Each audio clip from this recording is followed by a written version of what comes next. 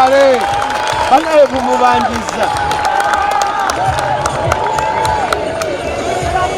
okubanga tulina sheet nnya nga tetunayuzinga mpeera nagumu wadde okuteebwamu tegabadde maanyi gaffe ffekka gabadde maanyi ga Katonda n'okuba nga tukolera wamu nga ttiimu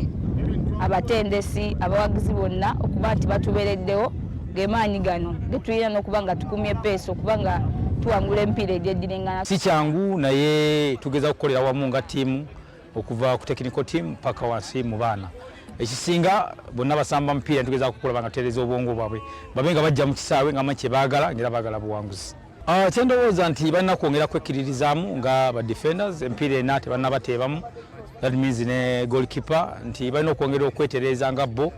babe bakyakolamu ensobi eno newali naye balina okwongera okukola nga beeterezaamu